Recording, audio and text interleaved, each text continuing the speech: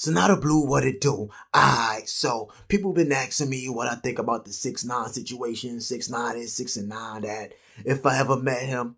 And alright, so I met dude 3 times. And each time I met him, some shit went down. I ain't going front. So the first day I met him, I remember that day vividly because me and Young M.A was together, you feel me? But what sticks out about that day, that was the day I made her period come down. I had just kangaroo fucked her. I was hitting her with some new moves I learned from Google.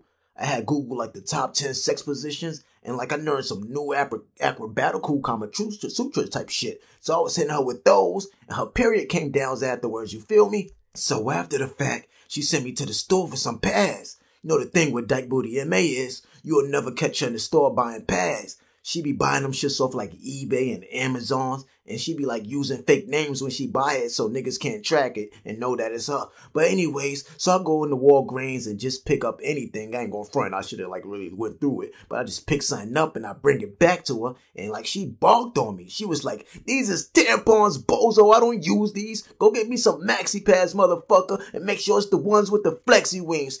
She just treated me like a little nigga, I ain't gonna front. But I go back and get the pads or whatever. When I get back, she talking about 6ix9ine is gonna be at some spot and she wanted to pull up and show love on some Brooklyn Unified type of shit. Alright, so fast forward. Later that night, we pull up. We ain't even tell him we was coming. We just pulled up, you feel me? So we backstage and we spot 6ix9ine.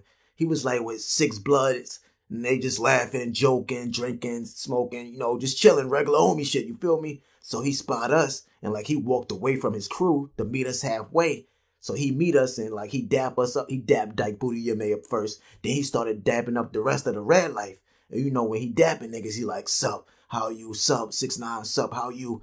Then when he get to me, he says, sup, blood. Now for my new listeners, it's Sonata Blue, the big crip, the biggest crip in America, big low, big C's. And then for my non-street dork niggas, it's disrespectful to call a crip nigga blood. If you don't believe me, find your nearest crip and call him one and let me know how that works out for you, you feel me? But of course, 6ix9ine don't know me, so it wasn't intentional, but I corrected him anyways. I just can't let shit like that slide. I was like, nah, we cracking on this side. And he laughed, he ha, I fuck with the lokes too. And he wasn't nervous, scared, or nothing like that. I wasn't aggressive, everything was regular, just cool. But out of nowhere, one of the niggas in his crew that he just left from, they said, "Fuck the lokes, it's Treyway, nigga." Now, the way he said it, I wasn't sure if he was joking or he was serious. But the thing is, I don't know them.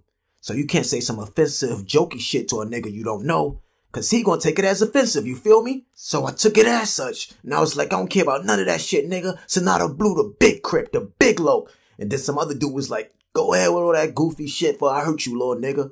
By this time, 6ix9ine stepping in, and he trying to defuse the situation, telling dudes chill, and they telling me to chill. But a nigga just threatened me. So I started to pull my pants up. When hood niggas about to fight, we pull our pants up, you feel me? So I pulled my shits up, and I said, "Suck my dick. I dare one of you niggas to touch me." And right after that, I got a phone call. Well, that's what I thought happened, because I got the new wireless Apple headphones, the AirPods, you feel me? So I thought I had left my AirPods in, and I was getting a phone call. But in actuality, a nigga had punched me in the ear and my shit started to ring.